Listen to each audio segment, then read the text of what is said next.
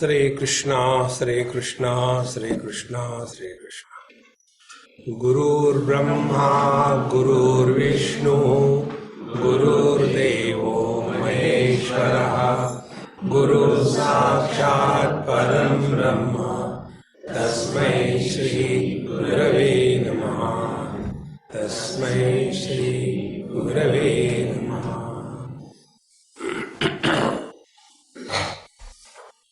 We all struggle for two problems related to mind. One problem is the purification of the mind. Our mind is polluted by two types of burdens. One burden is the burden of possessions, and second is the burden of relations. When these two burdens are unloaded, we are happy. So, in the deep sleep, we have nothing, no possessions. In deep sleep, we are nobody, no relations. And therefore, all happy. On one t-shirt, I read this message. Friend, nobody is happy. Look on my back. I am nobody. Therefore, I am happy. The moment you become somebody, you are disturbed.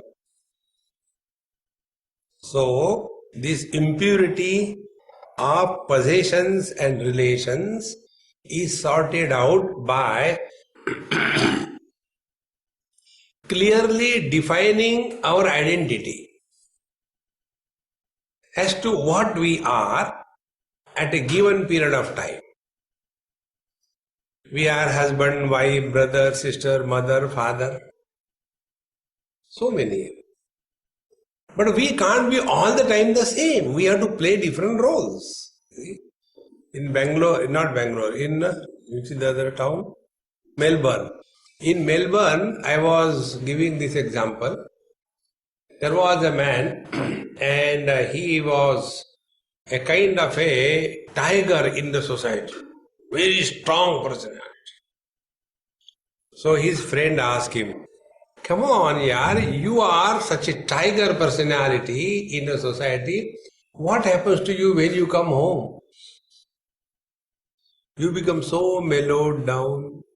What is the reason? He said, at home also I am a tiger. But only that Sherawali is sitting on my back and therefore I am cool. We continue to be the same. We all have to play different roles. So when you play your roles, you don't carry any burden. See? Play the role of the mother, father, brother, sister, husband, wife, etc. Relax. But instead of playing the role, we start reacting in the role. Roles are meant for playing the role, not reacting in the role. See? And when we play our role, we don't create Mr. I. See? Like a person comes on the stage and he is playing the role of Chhatrapati Shivaji Maharaj. He is playing the role, he knows he is not even a pati. Forget about Chhatrapati. Therefore, he is perfectly alright. In the same manner, we all have to play our role, play the roles and relax. By this, the burden of the mind will be reduced and you will have no arrogance or regrets towards the conclusion of your life, number one. Then the second thing we saw, we have to control the mind by self-discipline and education. Up to here we have seen yesterday. Now the third step we take. We can solve some problem if the problem is. See? This happened in US many years before. Now that boy is in college. When he was small, hardly maybe about 3-4 years. And he had that funny notion when he was playing with the dolls that the eye of that doll, he has eaten it. And it has gone in his stomach. And he became so miserable and crying and all that. So I said, look here, I got, the magical powers, don't worry. Take this banana. When you take this banana, that eye which you have eaten, it will get embedded in the banana and it will come out backside. Nothing will happen. Really? I said, yes. So he ate that banana and crying stopped. I said, tomorrow morning, when you go to the toilet, see. And when he went, we have already planned everything. So when he went there, we simply put that other eye of that, doll. Oh God, thank God it's come out. Yes, I'm feeling relieved now. There was nothing. When the problem, if the problem is, you can solve. If the problem is not, how can you solve? In the same manner, purification of the mind, single pointedness of the mind. The question is, first of all, find out what the mind is.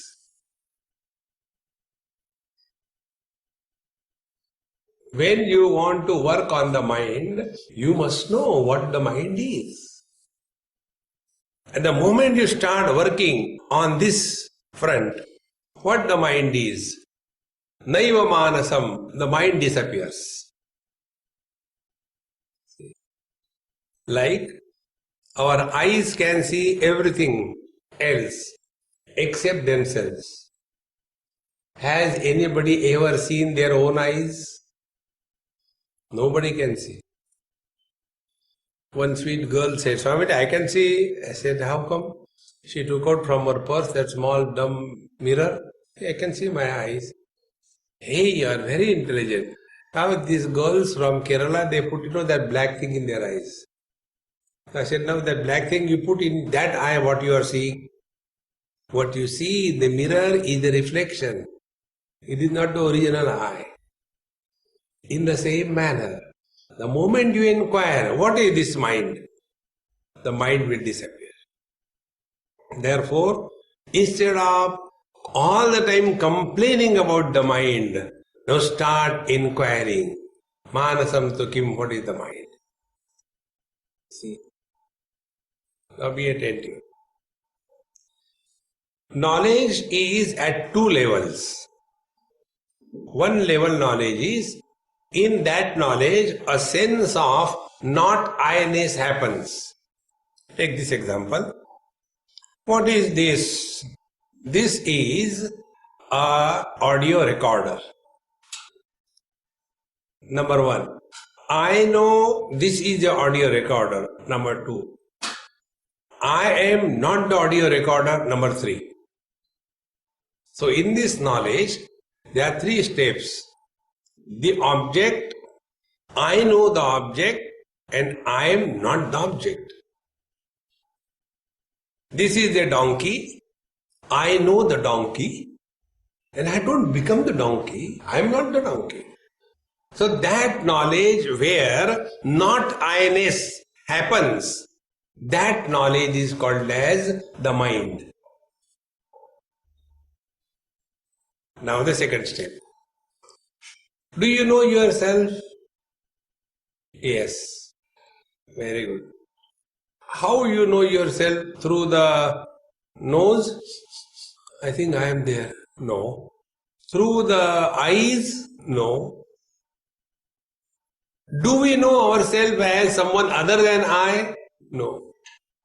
So that knowledge where the sense of not I does not happen, that is pure consciousness. So this inquiry, manasam tu kim, what is mind, will lead us to our original status called as pure conscious blissful existence. It is for this purpose the inquiry is conducted. Therefore, we start this inquiry. First, we have purified the mind. Mind is single pointed. Now the world no more disturbs us. And yet, there is a big vacuum. There are no problems. Health is okay. Wife is okay. Husband is okay. Children are okay. Money-wise, we are perfectly all right. What next? Big vacuum. See, we have nothing to look forward to. And when we have nothing to look forward to, then we get into drinks and drugs, depressions and destructions. Because there is nothing to look forward to. Friends, plants eat from below, they grow upward. Animals eat from front, they grow backwards. Human beings eat from above, they grow downwards. Now what should be the next possibility? Eating from backward, growing forward. So as regards human evolution at the level of the body is concerned, we have attained perfection. There is nothing more that needs to be evolved at the level of the body. Hereafter, evolution can be only spiritual. There cannot be any other evolution left after we have come to this point. Like today we went to that Wellington mountain in the morning. We went there. Yes, we reached. What next now? Where to go? We have reached the top point. Either jump or go in the clouds. In the same manner, as human beings, we have achieved everything at the level of the body. What next? The next is the spiritual evolution. Therefore, you will see no spiritual master is ever depressed. Depression falls in the purview of matter. Yesterday I was talking to somebody. You know that most famous author of the world, Dale Carnegie? Who has not read his books? How to be happy, how to make friends, how to be successful, how to lead a successful life. Universities opened in his name. And what was his end? He committed suicide. How to commit suicide happily. See friends, this material evolution can take you only up to a particular limit, not beyond that. That limit we have reached in human form. Hereafter, it cannot be that alone. See? Then the real inquiry begins. Kastvam koham kutamayataha kame janani kome tataha iti paribhavaya sarvamasaram vishvam tyaktva swapna vicharam bhaja govindam bhaja govindam. Start inquiry as to who am I? Where from we have come? What is our identity? Where are we going? See? Then we have taken the first step on the path of spiritual evolution. See? And then we start inquiring the working of the mind. How the mind works. And we come to know when mind works, a division happens. Not I versus I. Therefore, mind is an interaction between these two phenomena called as I versus not I. I thought is one, not I thoughts are many. I know Mr. Joshi, I know Mrs. Joshi, I know him, I know wall, I know the tube light. They are many, but I am one. And all these not I thoughts are supported by the I thought. If I is not there, the not I cannot exist. See? One elderly man asked me this question. Swamiji, I am having great fear these days. I said, what can I do? He said, you please tell me. Fear about death. I said, I promise you, guarantee you, you will die. Next. Fear about death means whether I will die or not. You don't have any doubt, you will die. No, not that way. After I die, what will happen to my wife? What will happen to my property? What will happen to my business? That is what I am worried. I said, my dear, when I dies, mind doesn't exist. And if you really want to answer, you ask your people. They will say, we are waiting. See, if I is not there, my wife has no existence. If I is not there, my property has no existence. So the whole world is dependent on this one factor called as I. Therefore, the son says, this is my iPhone. The daughter says, this is my iPod. The wife says, this is my iPad. The husband, father says, for all these I paid. And he suffers. I. The whole life is running around this I. We have never inquired, who is this I? See, when we say I am disturbed, please tell me who is disturbed. I am. I am is what? Body is disturbed, mind is disturbed, husband is disturbed. Who is this I? So we start this inquiry. Ayam aham kuto bhavati chinvataha ay patatyam nij vicharanam. When you inquire, who is this I? Where is he? What is he? Be attentive. This I is to be understood at three levels. One is the real I, second is the illusory I, the third is the virtual I. See. Absolute conscious blissful reality is the real I, actual I. I as a body is the illusory I.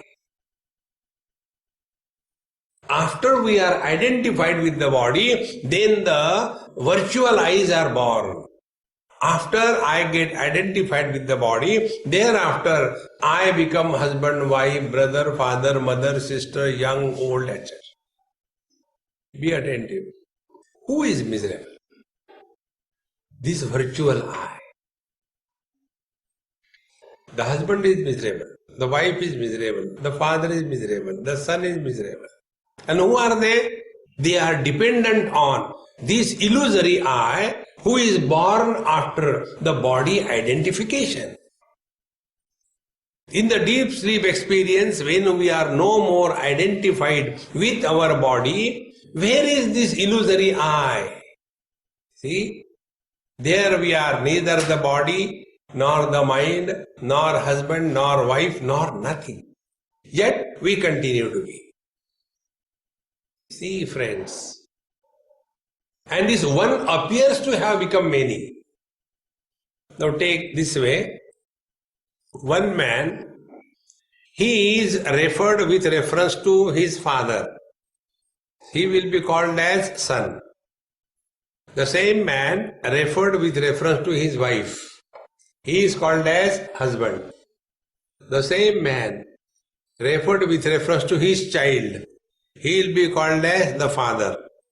So this one man is referred and called by three ways: the son, the husband, the father. Now who is miserable? The son is the miserable, the husband is the miserable, the father is the miserable. Man is not miserable. Now, has this man become three? He is not three, he is the same. But this virtual I, who doesn't exist, He is miserable. See, friends, come to discover this point. I'll give an example. This happened in Washington, D.C. I went from somewhere about 7 o'clock my flight reached. 9 o'clock they have planned a retreat in a open garden. Maybe about 10-20 people. Very nice place, good day. So after the morning lecture was over, I was just standing, stretching my legs. One lady came, she said, Swamiji, I wanted to call you to my house, but I could not because the house is very dirty. I said, thank God you didn't call me to clean. Then she started crying. You know why I didn't call you? Because my husband left me. And the whole thing started. My God. Then she said, my two daughters, they went with their boyfriends. My husband left me. And I am alone. What should I do? I said, don't propose me. I am not going to join with you. But why he did like that? I said, you ask him. I don't know. Then I said, look here now, be cool little bit. You tell me, you and your husband got divorced one by one or simultaneously? Simultaneously. How is he? Oh, he is enjoying. And I am miserable. Very good. Now third question. Why he is enjoying and why you are miserable, although the effect is on both of you? Find out, inquire. Why this is happening? I don't know. I said, I'll tell you. Why this happened? Because you stand rejected and he has rejected you.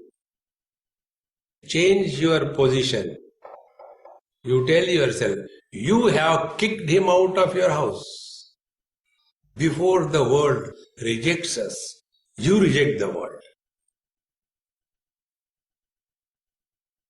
See, friends, the whole attitude will change. This is working on the mind. Rather than complaining, don't stand rejected in this world. You reject the mind before the mind rejects you. And to reject the mind, the only way is to dissolve the mind. Mind cannot be rejected. It can be inquired and dissolved. We try to solve the problems. No problem can be solved, all problems can be dissolved. Because the problems are in the mind and mind is not. Naiva manasa. See, friends. And in this manner, whenever you are disturbed, first question, who is disturbed? Don't ask anybody. You find out. You will come to know instantaneously that mother, father, brother, sister, husband, wife, neighbor, somebody is disturbed. And then find out, is this somebody real? Instead of inquiry, we complain. Instead of working on the mind, we are victimized by our own mind. See, friends, therefore, in mind management, what we have to do is focus your attention on the quality of the mind when you are dealing with the world. Let the whole world be on fire. What is valuable is our peace of mind. Those who become miserable because of somebody, they are the fools of the highest order. We should not become miserable because of somebody. Then we should make somebody miserable. You relax.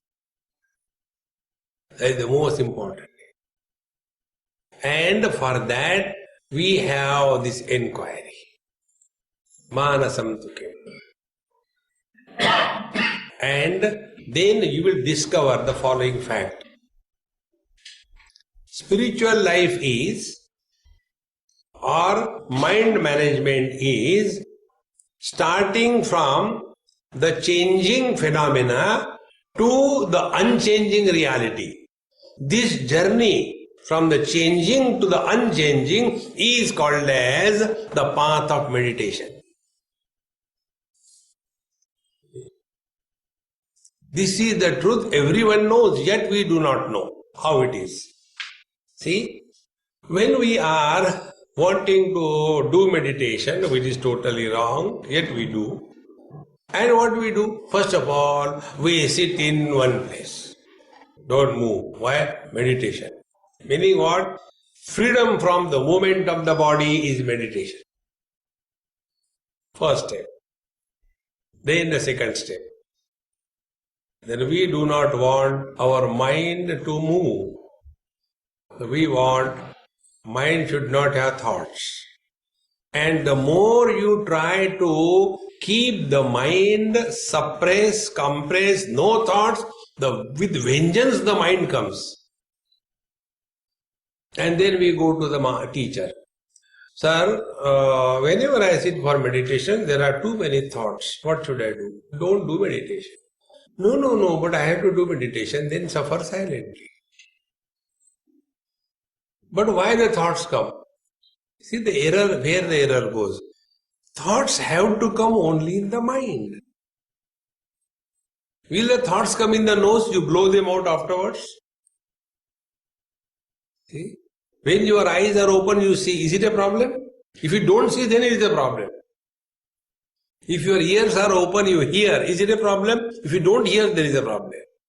In the same manner, thoughts in the mind are not a problem. But that we take as a problem. And this is how we suffer. See, friends, instead of suffering this way, you should try to understand this way. Suppose you have got very dirty clothes. You have fallen in some gutter or dirt or something like that. And when you go to the river, wet them and apply soap and start washing, from that dirty cloth, will the milk come out? Dirt only will come out. And when the dirt comes out from the cloth, we should be happy or miserable? We should be happy. Dirt is coming out. In the same manner, meditation is a washing process. Sit quiet, let all the pus, frustration, depression, dejection, anger, jealousy, all this dirt will slowly start flowing out. Let it go. Learn to remain indifferent to anything that is happening around or to the mind. When we remain indifferent, the mind quietens automatically. This you must have seen. Grastas have this kind of thing. In Hyderabad, the following thing happened. I went to somebody's house and they had a son, about 5 years or 6 years of age. When I went to their house, this son was so terrible monster. He will start jumping from here to here. So I am sitting there talking to his father, but he will jump from this chair to that chair. Is it the way to live in the house? But nobody can stop him. So his mother told, don't do that. No, I will do it. The moment I saw him, I decided to be indifferent to him. With such children you talk, they climb on your head. If you scold them, they start crying, start throwing tantrums. So the best way is to remain indifferent. So when the mother was telling him no, he became more violent. So she pulled him physically, put him in the bathroom, locked the bathroom. And from inside he started shouting, taking the utensil water inside, banging, everything. Glass he broke, everything. The main idea was seeking attention. Exactly the same way the mind is. The mind is constantly seeking attention. With such a mind, if you pamper, give importance to anything in this world, that will disturb you. This is a rule. See, give importance to cleanliness. You will be placed in a place where there will be only dirty things around. Give importance to discipline. You will be there where there is no discipline. This is how the world is. Instead of reacting, let us learn to be indifferent. So when you are sitting quiet, remain indifferent. When we remain indifferent, mind will slowly start dissolving in the consciousness like an ice cube when it is put in the waters. After some time, it will slowly dissolve. Because ice cube is nothing but water with a form. In the same manner, mind is nothing but consciousness with the objectivity. Remove the objectivity from the knowledge, it is consciousness. And when this ice cube, when it dissolves in the waters, can we take it out again? No. In the same manner, give a chance, remain cool, stop reacting to anything or anybody.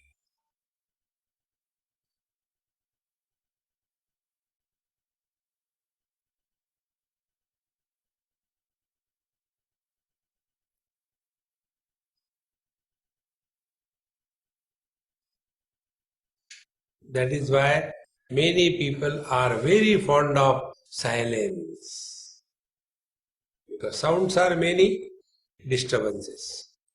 Silence is one, no disturbance. But then this silence becomes the disturbance. If there is little bit of disturbance here and there, such people become violent. Many times they sit for meditation, everything close, quiet. Now let us sit for meditation, they sit. And then in the bathroom, on a plastic bucket, the water drips. Tuck. Oh God, how many times? Tuck. I told these people, tuck. They can't improve this word. Tuck. And your meditation is going tuck meditation. And after some time it stops. Oh God, water has gone, I think. Another problem. Meditation. Because we are reacting. Stop reacting. See? So sounds are many, changing. Silence is one, unchanging. This is the first journey on meditation. From the changing to the unchanging. Changing are many, unchanging is one. Up to here we are in the mind. Now we have to go beyond the mind. So when we have to go beyond the mind, the next step is whether there is a sound or there is a silence. Neither react to the sound nor appreciate the silence. Reaction to the sound is a reaction of the mind. Appreciation of the silence is also a reaction by the mind. Both are reactions. So we have to go to the next step, remain indifferent. Sound doesn't disturb. Silence doesn't make us extraordinarily happy. How does it? Like the space.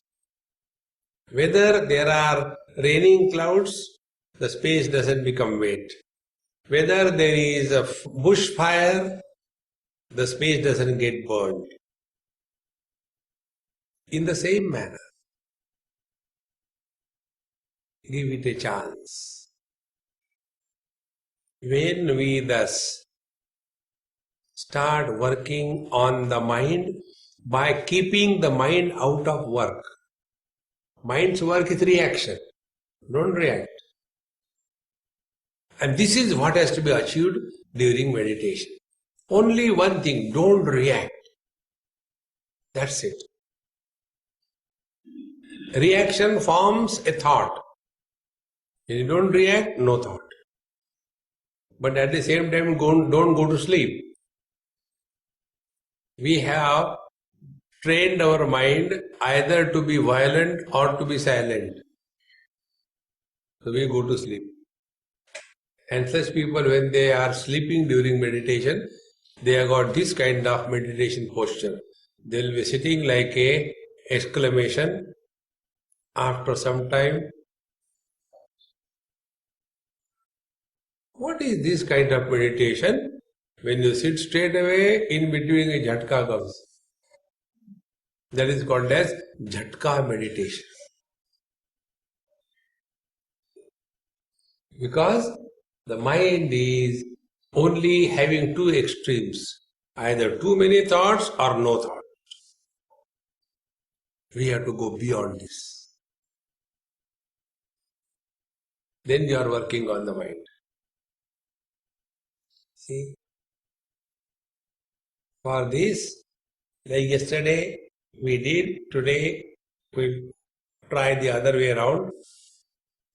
When I say some sound, first focus attention on sound. Then second step, focus attention on the silence. Then third, don't bother about sound or silence, remain indifferent to both of them and see the three stages. In first stage, when we give importance to the sound, we are lost in the sounds. When we give importance to the silence, we have withdrawn from the sounds, but we are seated in the mind. Ears are dropped. But when we are not disturbed by the presence or absence of the sound, we go beyond the mind. These are the three stages.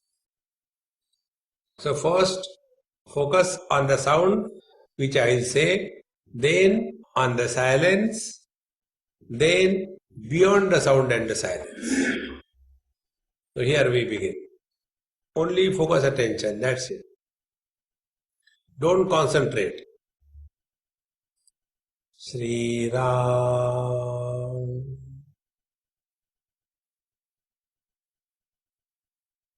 Sri Ram, Sri Ram.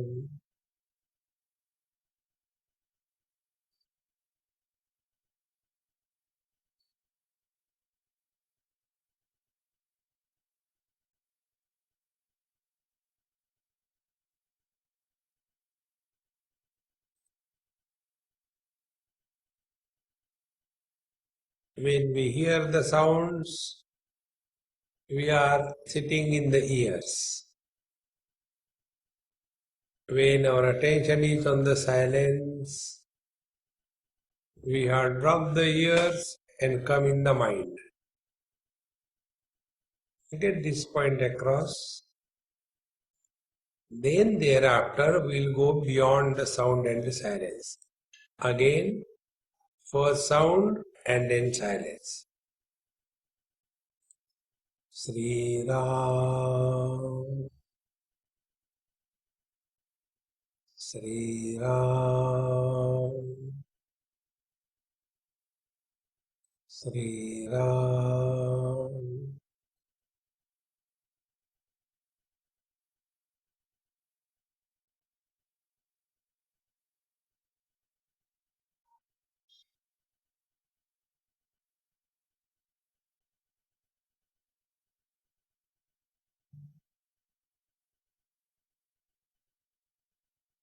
Now the third step, remain indifferent to both sound as well as silence.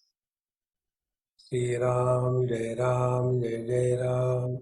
Sri Ram, Jai Ram, Jai Jai Ram. Sri Ram, Jai Ram, Jai Jai Ram. Sri Ram, Jai Ram, Jai Jai Ram.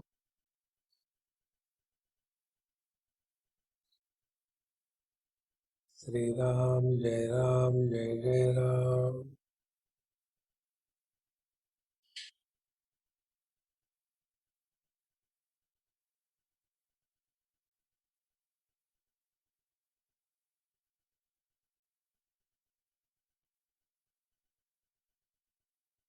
When we give importance to sounds, we are slaves of the hearing ability. When importance is given to silence, we are the victims of the mind. When we are indifferent to both, we go beyond the mind because the mind is not.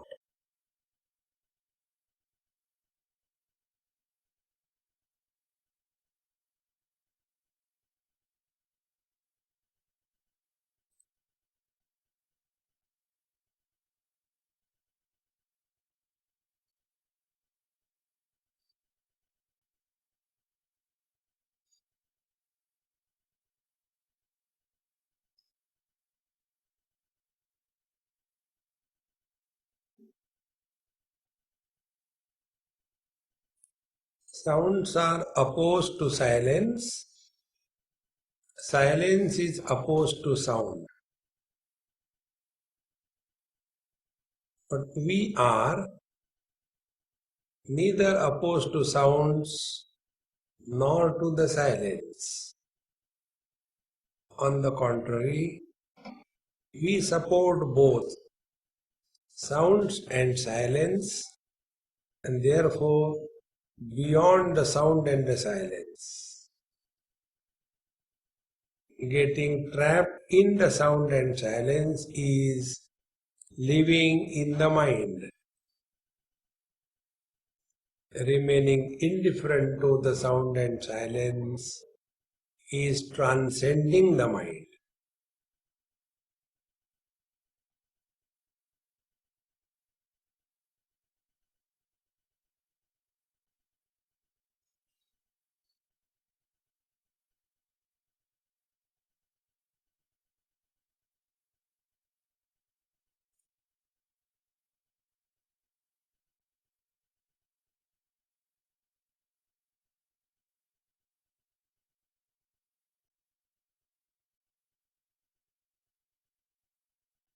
Giving attention to sound or silence is tiresome because we are living in the mind. But when we transcend the mind, sound and silence are equal. There is no burden.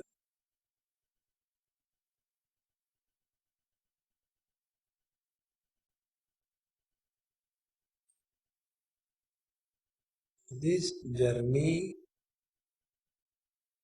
from the relative experiences to the absolute is the journey which a human being is expected to have as his last journey unto him.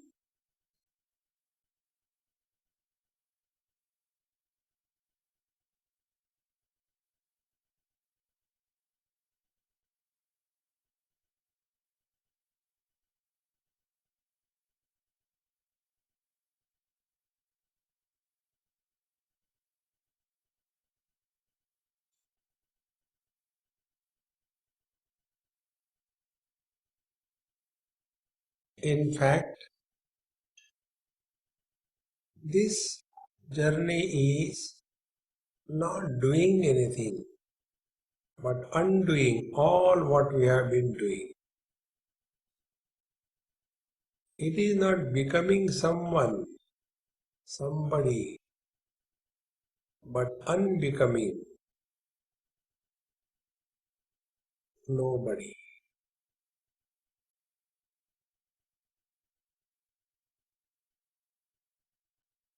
It is not gaining anything. It is losing all the rubbish that we have gathered around us.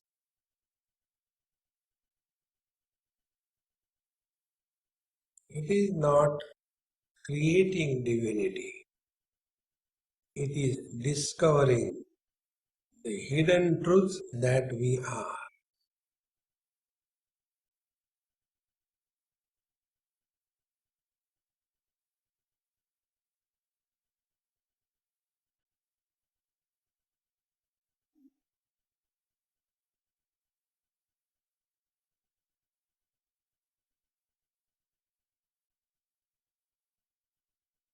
If you observe your body, it is firm at the base, vertically steady. The weight of your body has increased on the base because the mind has dropped the body's shape and form.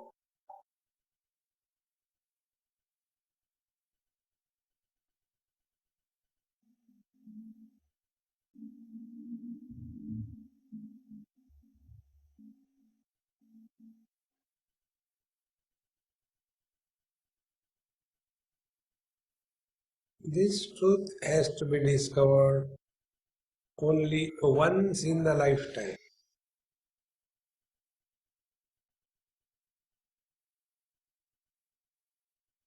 Once having discovered, it is never lost.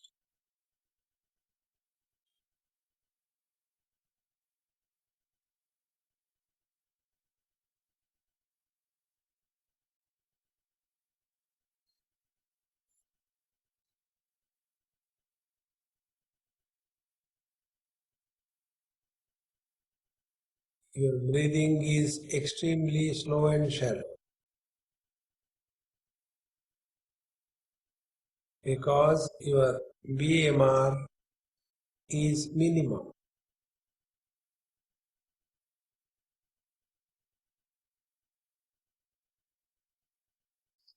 When we practice this on a regular basis, every day, at least twice, our old habit of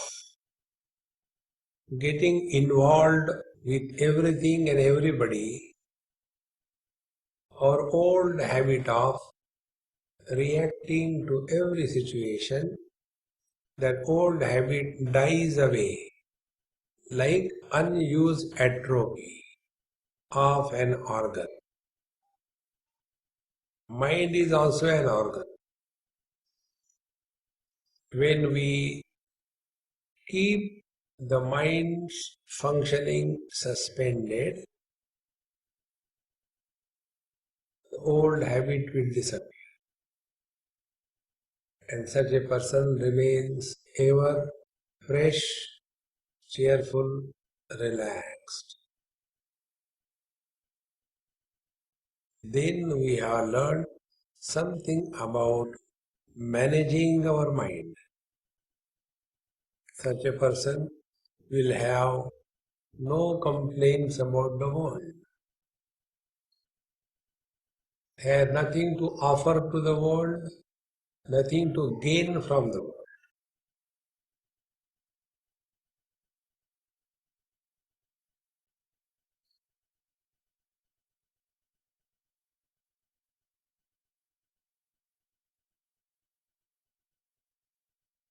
If you observe your experience, you have not done anything, neither chanted the Lord's name, nor gone to the temple or a church, nor given anything in charity, nor done any yoga, nothing.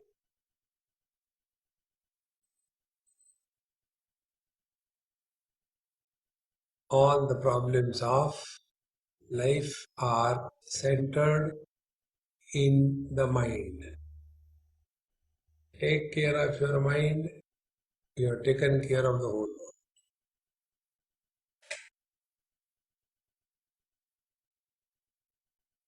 We hardly give any time, effort to work on the mind. We are only working by the mind. And the mind makes us dance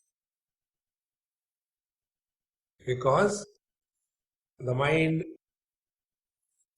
cannot survive unless we dance. When we are sitting for meditation, suddenly we feel there is some scratching on the head, so we take our head and again. These are all the tricks of the mind. Nothing happening.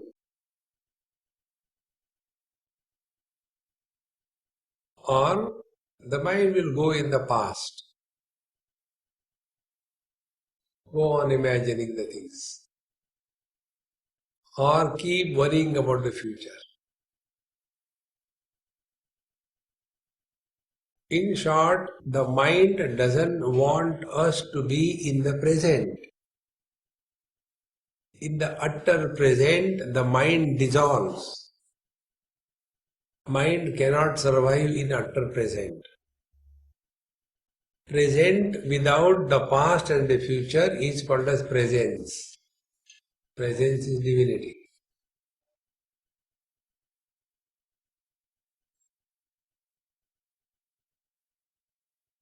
Work on the mind. Work on.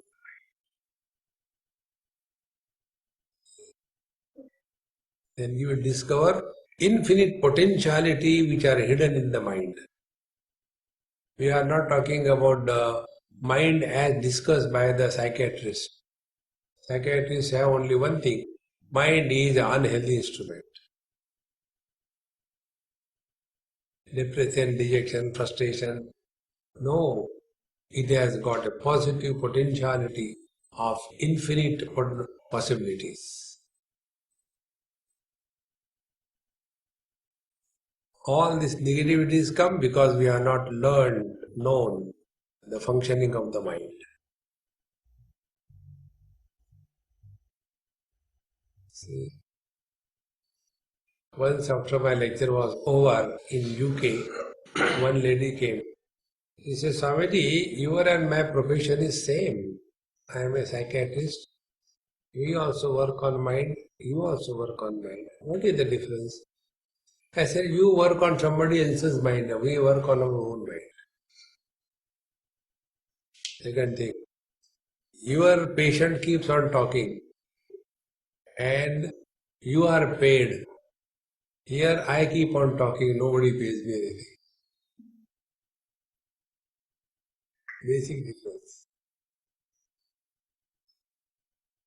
Two psychiatrists after retirement met each other. One of them became a patient. So he asked the other one, my friend, we were both psychiatrists. Whole life we have spent in listening to these patients. And the net result is I have become a patient. You were also listening to the patients like this. How come you did not become a patient? He said, I was not listening. They were talking. In the same manner. Be indifferent. Remaining indifferent is one of the very big quality in life. We have the habit of getting involved with everything, everybody. Remain indifferent. And if we can remain indifferent outside, then we are training ourselves to remain indifferent with the mind. So when the anger comes, let it come and go, who cares? Miseries come, let it come and go, who cares? But what happens? Miseries come, we become identified with the misery, we become miserable. Miseries we can attribute to someone else. Miseries are because of husband, wife, brother, sister, in-law. Agreed. But we are all miserable by our choice. See? God has never made anybody miserable. He may give miseries. But He has also given us a freedom to get identified with the miseries or not. That freedom is given. Exercise your franchise. Refuse to be miserable. And in this manner, when we start working on the mind, then we will know many tricks of the mind, how the mind is making us dance. And if we look within, what we have done till date is only trying to fulfill the whims and the fancy of the mind. The mind is, we should have that particular things very good. And we are running after, we take it. After that, how many days the mind is interested? Not even 2 days. Like, people come to your beautiful place. When they come to Hobart, what a wide waterfront. Nowhere in the world such a beautiful place. First day, their breathing stops. Meditation.